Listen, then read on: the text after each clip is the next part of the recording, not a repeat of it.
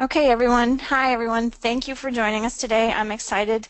We're going to talk about a new application or a new assay that I've done, and it's a very hot topic in the market right now for tumor spheroid, studying for tumor spheroids.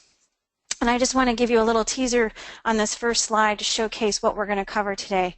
This is a multicellular tumor spheroid U87Mg cells that were allowed to migrate into extracellular matrix over 72 hours.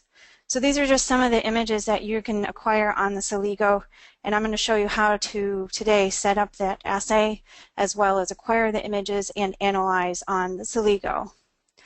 But before I go into that, I want to actually just give a shout out of thanks to my colleague Scott Kribiz over in the EU. He helped me set up this project and experimental design for this whole experiment. And then also to Steve Titus at the NIH. He helped provide us with some screening compounds so that we could test this in a 3D4-well screening format. And then also to Mara Vinci at the ICR. She is the one that's published the protocol for this assay and also created a really cool video for you to watch on how to prepare your plate in this assay. And then I'm going to show you how to do the image and, acquisition and analysis. So that's what we're going to cover today in this experiment training session. But before I do that, I want to just give a little bit of background. In the past, we've done webinars on tumor sphere growth and viability of tumor spheres. Today, we're going to talk about invasion. So you've heard a lot about hallmarks of cancer, and there's various common things that happen in tumor spheres or metastatic cancer. Proliferation and the hypoxic core are two of them. Invasion, what we're going to talk about today, in the tumor microenvironment is considered also a hallmark for metastatic cancer. So this is a very hot conversation in the scientific industry in understanding what is going on in that surrounding tumor that's in the patient. So I just found a couple of articles that kind of give you a little bit of background on the hallmarks of cancer. Here's a second one. This one talks about hypoxia, inflammation, and the tumor microenvironment. This one is more focused about the content of the extracellular matrix and the components that are communicating with the tumor cell line in the patient. This last article is going to be covering the protocol that we will be following today. This is Mara Vinci's paper. I utilized her protocol and her video to help me set up this plate that I'll showcase to you today. And she again notes that invasion is a hallmark of cancer in malignant tumors. So this is all available online. I highly recommend if you're going to try this experiment, first watch the video and read the protocol from her. And then the Celigo, I'm going to show you today how you can acquire and analyze those images to help you if you're going to be doing screening or just studying this invasion assay. So the details of this experiment we're going to run today, I have the U87Mg glioblastoma cell line. I'm using a 3D4-well plate U-bottom ultra-low attachment, and then also the matrix, or the extracellular matrix I'll be using, is from Trevigen. It's called Culturex basement membrane extract, so I'll refer to it as BME. And then the compounds are again from Steve Titus. These cells were grown traditionally in a 2D tissue culture treated flask until ready for this experiment. And then here is the protocol paper publication from Mara. And then you can also see the last is the video link. It's a Joe video. Very helpful. The video is helpful because everything has to be prepared cold and on ice, and it's a little bit tricky, so I just highly recommend watching that video. All right, so how did I prepare this plate? So on day 0, I take my cells out of the tissue culture flask and prepare them into a suspension.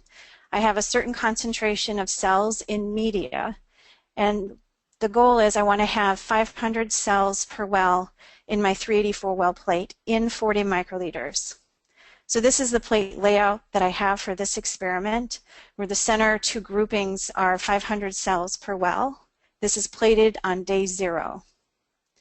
In the remaining area where it's gray and shaded, this is where I put sterile water. So this creates an evaporation barrier so you don't have any issues with sphere size growth due to edge effect. Then you're going to centrifuge your plate so all the cells will sit down at the bottom of the well, kind of in a small pellet. And then you're going to incubate your plate days to allow the spheroids to form. This will give you about 300 to 400 micron spheroid in diameter on day 4. So on day 4, you're going to first image your plate on Celigo to kind of have a baseline of what happens before drug and the matrix are added. And then you're going to want to keep your tubes and your tips all on ice during the setup. Prepare your 2x drug in cold, the matrix, and then serially dilute the drug in the cold matrix. Then you're going to add 40 microliters of this drug mix into the wells according to the plate map while the plate is on ice. This ice effect, or this keeping it cold, will keep the matrix from solidifying. That's critical. It makes it much easier to pipette when everything is very cold. Here's the plate layout. I have 14 compounds, so you can see that they're diluted starting from 5 micromolar, serially diluted twofold for 5 data points. And then on the left-hand column, I have non-treated controls. And then after you've plated the drug with the matrix, you're going to want to centrifuge the plate so you can really get your spheroid to sit down at the bottom if you happen to move them during pipetting. And then you incubate your plate for 30 minutes. This will solidify the membrane extract. And then you'll want to image as your additional time 0 on your Celigo. Put the plate back in the incubator and then image every 12 to 24 hours after that. Okay, so how do you image the Celigo or the plate on Celigo? First, we're going to create a scan. And then in the plate type, we'll pick out the 384 well plate. Again, you could use the 96 well U-bottom plates. I have used that before, but it helps to switch over to a smaller well format to conserve on the matrix. It's expensive, and you get more replicates with the 384 well plate, more of a screening type format. Then we'll give our plate a unique ID name, tumor sphere migration drug screen, and then we'll load the plate.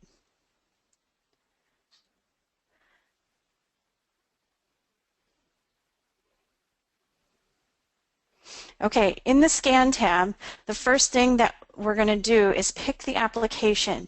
Today we're going to choose a new type of application, and it's at the very, very bottom of this drop-down application list. So we can scroll down with our mouse scroll button, or you can grab the scroll bar on the right side, but it's literally the last grouping of applications at the bottom. Under spheroid analysis, look for tumor sphere migration. This is a single channel application. It will be acquiring the images in bright field. Okay, it automatically comes up with the bright field as the illumination, and it's set for auto exposure gain. You can choose to do custom, but for this I did actually leave it at auto exposure gain. So if you want a static exposure, meaning it's one exposure value for the entire plate, then switch it over to custom. But for this case, I was fine with auto exposure gain. Clicking apply will allow the system to recognize, yes, we're going to do auto exposure gain. We've just moved over to a well, D3, so we can see that there is content in this well. It's not perfectly centered, so my pipetting might have been a little off, but that's okay. We still are good. We're going to change the speed of the Z motor by changing that velocity slide bar so we can go a little faster. This is a pretty big sphere. And then you move the up and down arrows while the live camera is on. You can see the sphere's cells that are migrating out into the matrigel. So to set up the registration focus, we're going to click on Focus Setup. And for the focus type, we're going to use Image-Based Autofocus. It's the third one in that drop-down menu. So at this point, the system will actually study what's in this view, camera view, in different Z-planes to understand what is the best contrast.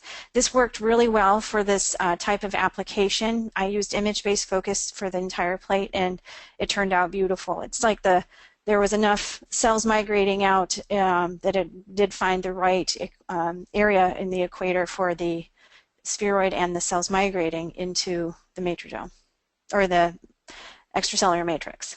So now we're all set with the focus setup, and it will find this type of image for every well in the plate that we have. Now let's select the wells that we want to image by clicking the selection button and then highlighting the wells that we want to acquire. And so there were two groupings. So we had the top grouping, which was compounds 1 through 7, and then the bottom half was compounds 8 through 14. After this, you can just click Start Scan, and the system will start to acquire those wells with that focus and that illumination. And we move over to the Analyze tab. The system will start acquiring the images and saving them to the hard drive of your computer. We can click on the green wells, and that actually is saved to the computer. But I want to pause here before we move on. I want to kind of go over some of the analysis parameters that are new that we're going to talk about today. So this is an example screenshot for this type of application, the tumor sphere migration.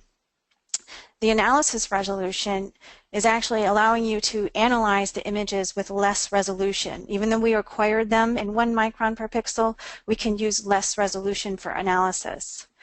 This helps when you have objects that don't need that cellular detail. The well mask, you can shrink this well mask if you need to hone in on that center portion of the well and ignore anything outside of that area. Intensity threshold, so we're using the texture algorithm. So when you have a lot of texture, you can use higher values. When you have not a whole lot of texture, you use lower values. In this case, I recommend between 10 and 20 for intensity threshold. Saturated intensity fills in the segmentation holes created by saturated pixel areas. You'll understand what I'm talking about when I show you when we come back to the screen. And then minimum thickness is basically of the objects we've detected. If they have really elongated areas jutting out of them, this becomes a rounding factor. So the higher number will start rounding off those elongated parts. And then pre-filtering, basically, of the objects you picked up in the identification section, you can filter out unwanted parts, such as small items or things that are really elongated. All right, let's put this new knowledge into practice. So here we have our spheroid and the migrating cells, and we have detected a vacancy area inside. So that's actually an area inside the spheroid that is not a whole lot of texture, so it's being excluded. So let's fill it in by using saturated intensity. So just hovering your mouse over that vacant area and typing in the pixel value in the intensity fills in that hole. So it's kind of like a donut hole. You want to fill that in with the pixel intensity. So the min sphere size is a pre-filtering area that will help exclude those little cellular cells sitting outside the invasion area that you don't want. Okay, so now it's looking pretty good. I would say that this is ideally what you want for your spheroid and invasion area into the matrix. The default settings are pretty close to what you want to start with to kind of give you, get you going, and then what I'll do next here is just go into a couple of wells that have been saved already to the hard drive or collected in images and see how does the algorithm with these parameters work for these other wells. So now you're starting to see some of the compound treatment inhibiting the cells from migrating into the matrix. So this is going to be good. We have a mixture of very wide invasion and very little invasion. But I also want to keep going because there's sometimes you'll find things in your plates that not necessarily helping you, they're actually hurting your analysis, and I want to show maybe sometimes the analysis parameters you can use to get around them. So let's keep going. These compounds are definitely inhibiting the invasion. Okay, we have a good graphic overlay. I like how it's looking. Aha! We have a well with some large little string in it, so we have debris. So how do we get rid of it? So let's see what some of these other features on the analysis parameters allow you to do to kind of fix this. So again, minimum thickness Remember, it chops off or rounds elongated features. So as this number increases, you can see how the outline for the green has got a little bit more rounded factor to it, and it's chopped off the long dendrites. It didn't really help us trying to get rid of this string, so let's just not use that as a parameter that's going to help eliminate this artifact. If anything, it didn't really help us at all on our tumor in the middle of the well. So let's bring that back to where we were starting. I think we were at 15. Okay, we'll stay at 30. Okay, how about analysis resolution? How would that help us? So remember, this one uses less pixels when you have too much detail and you don't need all that detail. So it's picking up things that are not necessary. The higher number, you can see the graphic overlay starts to get a little bit more block-like instead of smooth and outlined. So basically, this is not helping us either. So I just wanted to show you what it looked like. How about intensity threshold? Remember, this is a texture algorithm that we're using, and the value in intensity basically is, the threshold is basically the value that says how much texture am I looking for that's calling it to be an object. So a higher number is picking up our spheroid and eliminating the area between the string and the sphere, but we still pick up that sphere. But that's okay, at least we got it separated. When you are making parameter adjustments, I do suggest you observe how it affects other wells, because it might look good on this well, but it might not look so good on the neighboring wells. So far, it's doing okay. It's doing well there. I also note that we are still continuing to acquire the images on Celigo while we're picking out the analysis parameters. I don't know if everybody realizes that, but when I've trained people how to acquire and analyze on Celigo, they're like, oh, you can do both at the same time? Yes, you can. Okay, so let's not get too high on that intensity threshold because I don't want to lose some of the features of the invasion area of that spheroid. Let's use a pre-filtering because that's a long, skinny artifact, and we can use aspect ratio to kind of that object. So 0.1 seemed to do a good job. Maybe we can go up in, or bring our intensity threshold value back down.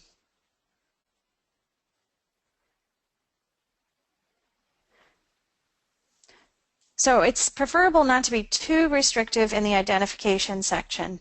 If pre-filtering is helping you eliminate a few random artifacts, then I would loosen up the parameters in the identification section or anything above the pre-filtering section. So in my workflow, I always start from the very top, go from general to identification, and then to pre-filtering.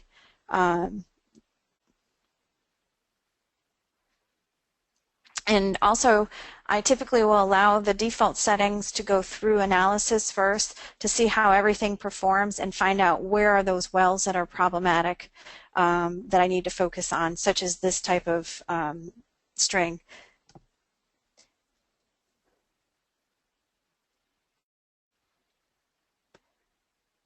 Okay, so minimum thickness, it's doing okay, but I think we should bring it back down to the 15 because I don't want to lose too much detail from the invasion area of the cells. Okay, so how come this graphic overlay is missing? If you don't know where or why or what parameter is going on, I want to show you another feature on Celigo that allows you to see some things that are going on. So if you click on this down arrow, it opens up a dialog box that allows you to see how the algorithm texture and in the threshold 20 is behaving in the identification section. So click on sphere image. Right now we're looking at the original raw image, and then clicking on sphere image, then turning on the P, which is right next to that drop-down arrow, turns on the binary image. The binary image is a combination of the algorithm with the threshold that it's currently set at. Anything that is above that threshold is white. Anything below the threshold 20 is black. So that should be detected by the green outline, but because we have a filtering parameter that is probably too restrictive, it's being removed. So let's lower that aspect ratio because I have a feeling that the extra detail around the spheroid, the invasion cells into the matrix, is basically creating too much detail. So aspect ratio seems to be hurting our analysis parameters.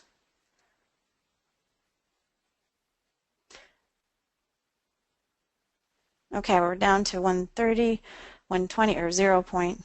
There we go. All right, so then it was truly the factor that was actually eliminating our graphic overlay. So how are these other wells doing? I'm concerned that it might still be doing that same kind of thing. So our string well is okay. That is okay. Okay, here we have another one that's probably also lost due to the aspect ratio. So let's bring that through. And you can use that P to turn on the binary image still.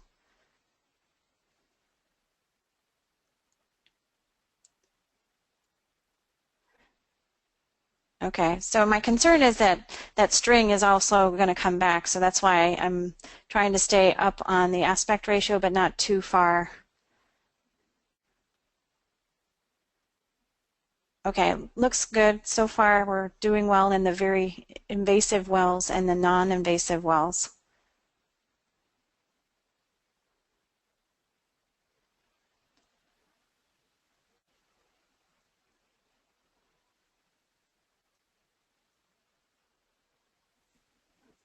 Okay, so we've been clicking one by one through these wells just to see how it looks to showcase to you. Here's another one that needs a slightly lower aspect ratio.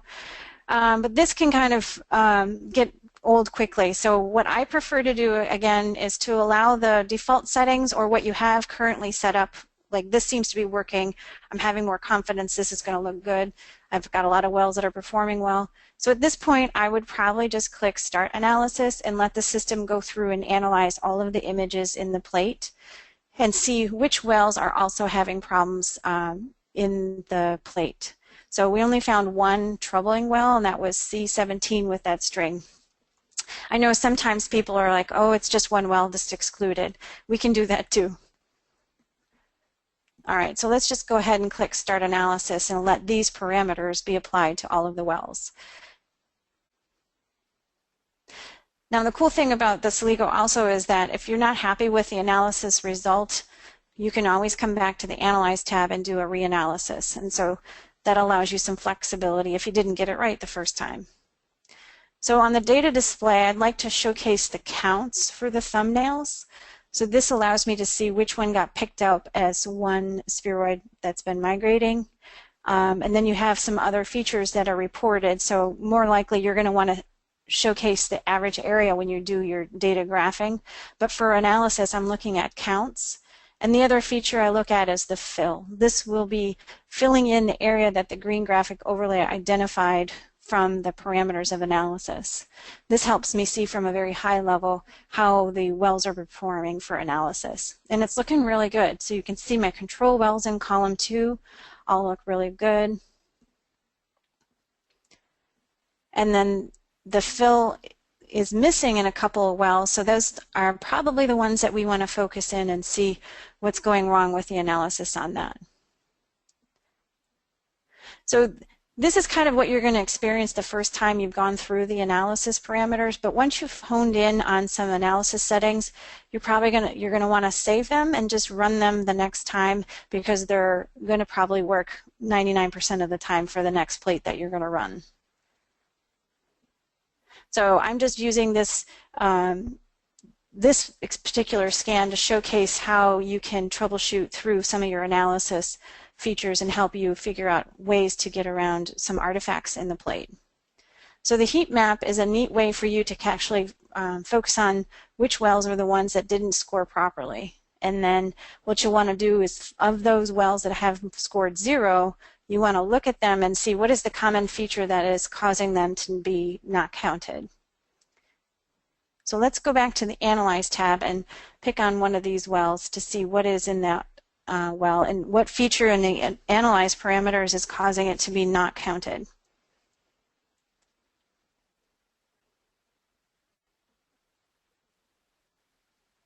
Okay, so that one looks really good for invasion, and it's probably because the aspect ratio is cutting it off. So let's bring that aspect ratio down to 0.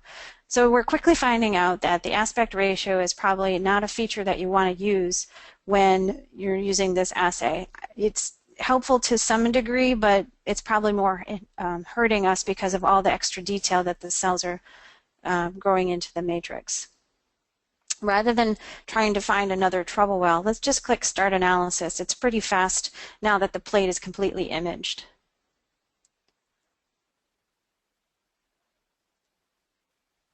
Okay, and now you can also see with the thumbnail images, there are a couple wells in the lower right area in columns 15 through 18 that have some issues in their images. So we may want to go look at those wells and see if there's any artifacts in there that we just need to exclude those wells, like we saw that hair in the C17. We may also have a couple of wells at the lower portion that just we need to exclude them because there's nothing we can do about it.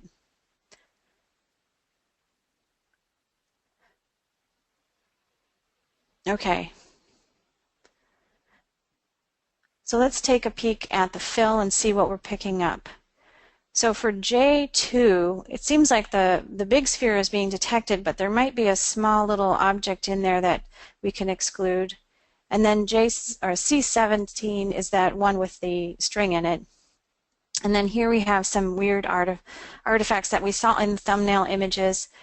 I suspect those wells are probably past what we would want to use. They're looking like the spheroid got moved out of the center of the well. So just to note, not every well is going to be perfect, but it looks like 95% of these wells looked okay.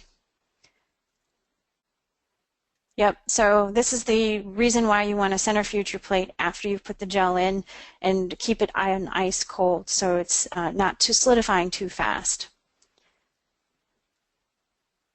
So the spheroid is off center and out of the analysis range, so it's not going to be an accurate data point. So we'll probably just want to exclude these 3 wells. And this one here, it looks like the spheroid is in the upper corner. Yes, it's also not in the center, and it's out of focus. So this would be another well that I would exclude in your data. So that's all right. We have 2 other replicates. But the other 2 wells, I think in J2 and C17, we might be able to work with those. Let's see what feature is being picked up in them. Aha. All right. That darn string. All right, let's go back to the Analyze tab. Or let's go see what's in J2. Maybe that one is worth salvaging too.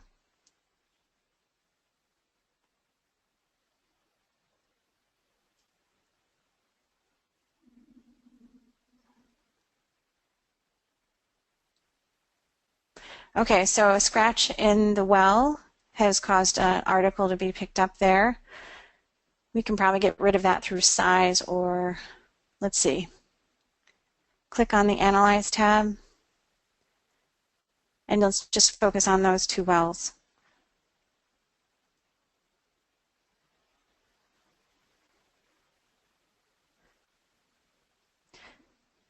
So we don't have any aspect ratio on right now, and that's why we're picking this item up. So let's just turn it up from 0 just a little bit and see how far it is that we need just to get into that aspect ratio removal. So that's pretty low. That might be sufficient for us to get away with for the rest of the plate. Let's go see how J2 is and if we need to adjust those minimum size.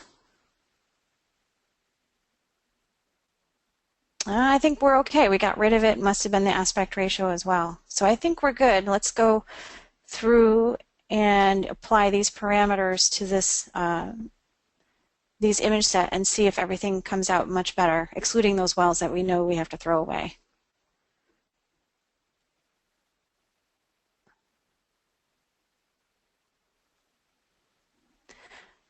So the data that's displayed currently is called confluency. It's not a feature or data output that I really use. I prefer to look at counts and average area for this application.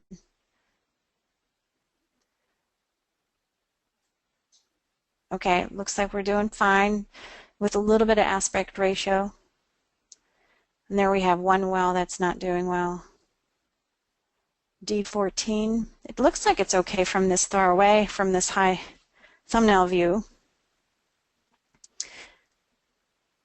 So most of the wells are behaving just fine. What's in this well?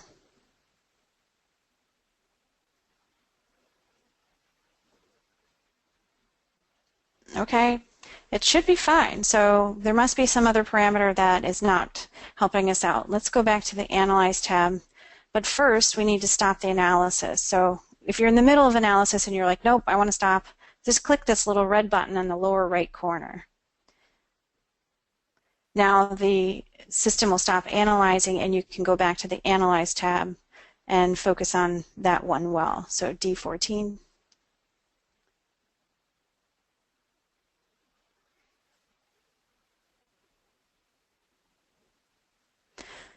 It should be okay, but there's something in here that's not doing a good job. So let's remove that aspect ratio because it's going to been a problem for us before.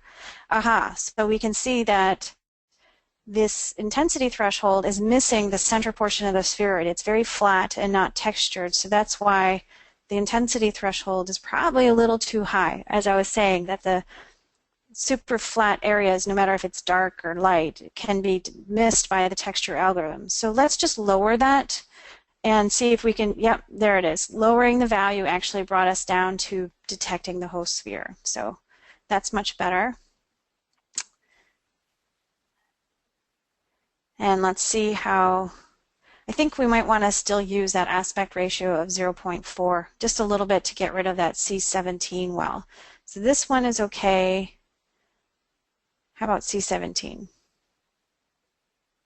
Yeah, so I think let's try a little bit of aspect ratio. It seemed to work before when we were at 0.4.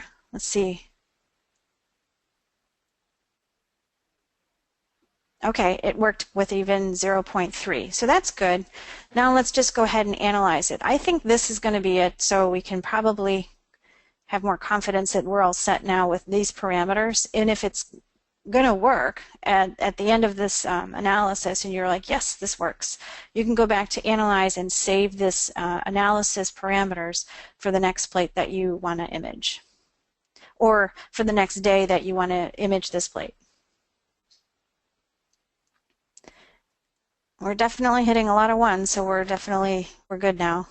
There are a few wells down at the bottom that we know we're going to exclude, so they're going to come up a little bit funny, but it doesn't matter. The rest of the plate's fine.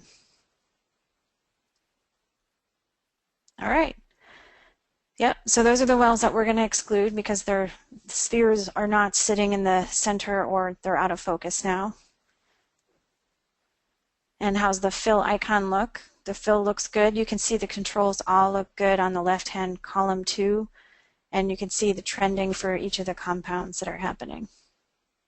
So at this point, I'm satisfied, and we can maybe take a peek at those troubled wells and see how it performed. So we have retained all the detail of that invasion area, and for the compound treated one, even though we had that terrible string in there, we were able to get around it and retain the structure of the sphere or the cells coming out of that one. So at this point we can export the data into a CSV file. Now in the software it will export it with the scan ID name, the scan time, and the export or the analysis results. We'll just save that to the desktop, but you can save it into any folder you want. And then let's review what the data looks like in the CSV file. The top half from rows 1 through 14, it's a lot of the plate information from the plate ID to the scan ID time to the software version to the application name to the user who created the scan. The next section down is confluency.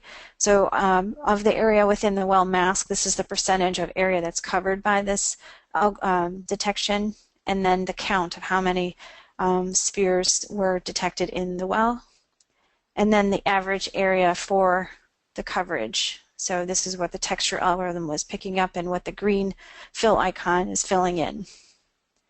So this is probably the area that you'll want to use this data for graphing. Okay. So now I've showed you pretty much how to prepare the plate, acquire the images, and analyze the plate. Next, I'd like to show you of this plate how the data looks when you have kinetic images. So this plate was actually imaged before the extracellular matrix was added, at the time the drug and matrix was added, and then every 12 to 24 hours up to 72 hours. So here's the 72 hours analysis with the fill icon, and you can see the count is properly detecting one sphere. And you can toggle in time any one of these that you want to look at. So let's click on a control well. Here's E2, and here on the little plate map on the right, you can actually click into any time frame that you want, or just go in progression up in time with the arrow to the right. So here is after the drug was added with the matrix, and here's 18 hours. And so here's 24 hours. And as you're clicking to the right, not only does the image update, but the data displayed on the left-hand column updates for that time frame as well. So you could just toggle in time and see how your cells are migrating through the matrix. Here's 68 hours and 72 hours. Now let's do it in reverse so you can see what the graphic overlay detection looks like. So you can see what the data was reporting, what area. So it's doing a pretty good job. So for the most part, it's getting the most of the area of the cells. If there's a small little extraneous cell off by its own, those are probably the only ones that are missed, but that's okay. So this is looking pretty good. Okay, so we can go back to the results by clicking back to scan, and you can see here's time 0 where they're all the same size, and then when you get to 72 hours of drug treatment, which wells were allowed to invade into the matrix and which ones were inhibited. So just as a quick review, I know we covered a lot of new analysis features, and I really spent a lot of time on them, but they are very unique compared to most other applications. So just as a quick review, we had talked about the analysis resolution. This helps when you don't have to count single cells, but are looking at really large objects. So higher value helps eliminate that extra detail you don't need. The well mask, you can actually shrink this to focus in if you have an object that's in the center of the well. Shrinking it eliminates artifacts that might be in the extra outer areas. Intensity threshold is based on the texture algorithm. We were looking at the values between 10 and 20, and you can see when you have higher values, you have the potential to miss the spheroid and migrating cells. So moving down is better for that. But lower values will help pick up debris that you don't want.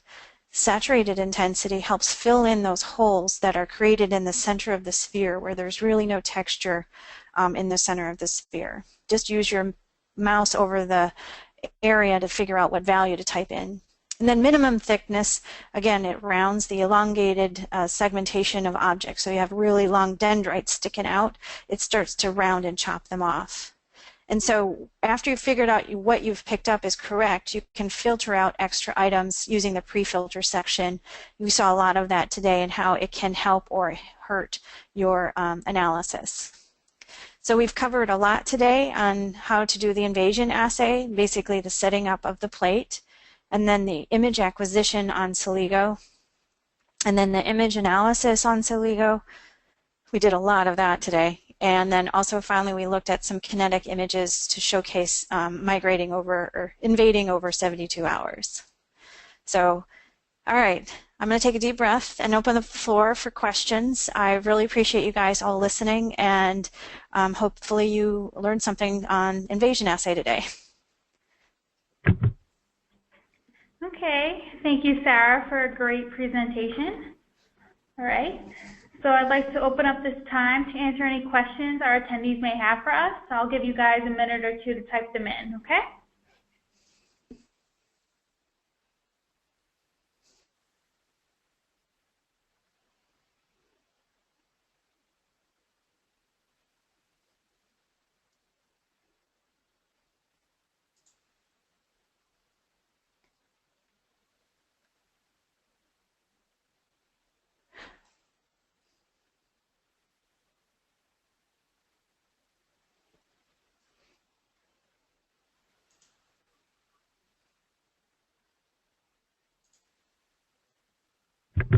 Okay, we have a couple questions, and keep sending them in if you have some more.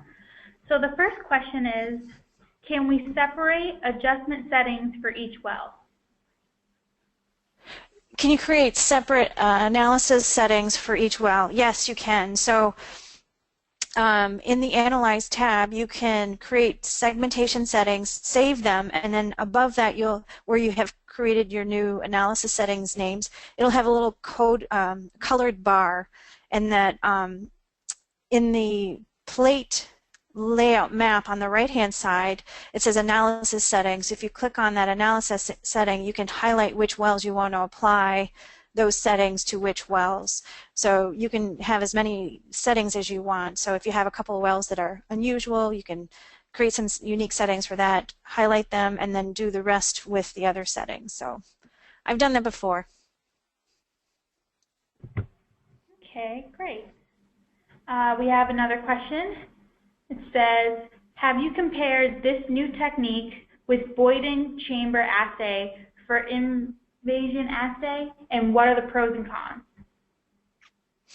I have to say I have not, and I've never done the Boyden one before, so I haven't. Okay.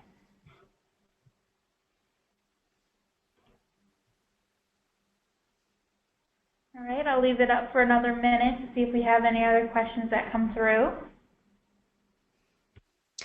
And if you guys have done this assay in Celigo already and have some analysis questions, by all means contact us at support@nexcelum.com and we can help out with you on your analysis. Or if you're having assay design struggles or setup and you want some more pointers, again, you can reach out to us and we'll see what we can do to help out. Okay, so we have another question. It says, do you usually auto-register for focus, and when would you use register manual?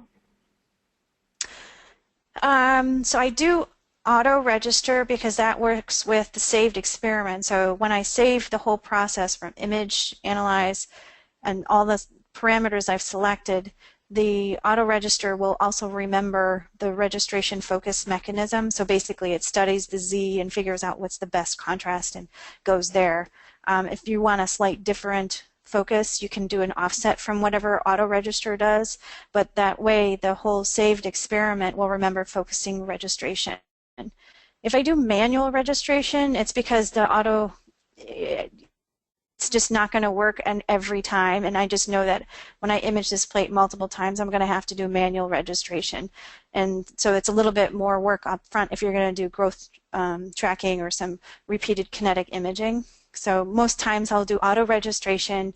If I need an offset, I'll apply one. I'm just thinking where I use manual registration. Very rarely. Okay. We have another question. It says, have you tried other ECMs such as low growth factor matrix or fibro non-syn or collagen? Collagen. No, I haven't, but it's a good question. Again, the paper that I was pulling up, the second paper, actually talked about different components to the matrix, so that could be something that your cell line would be more important to. So if you're more interested in studying the components to the matrix, try out different matrix and see how your cells migrate into that. Okay. Another minute to see if any other questions come through.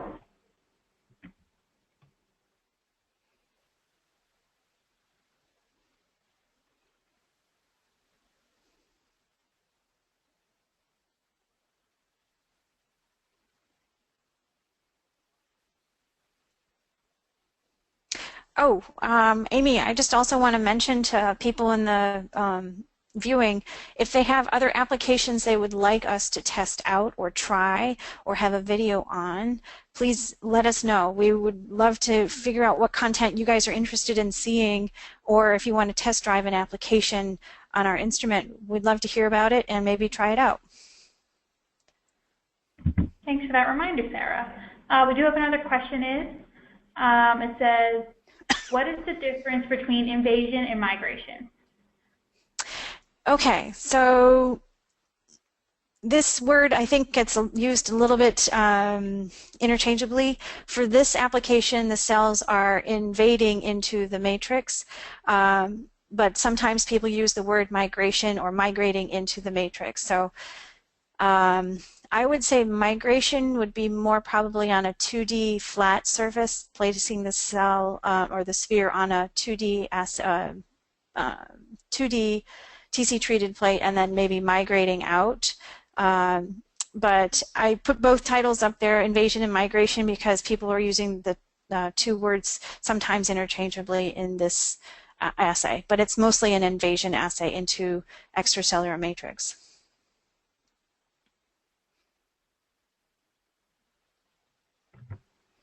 Okay, thanks, Sarah. Any other questions out there?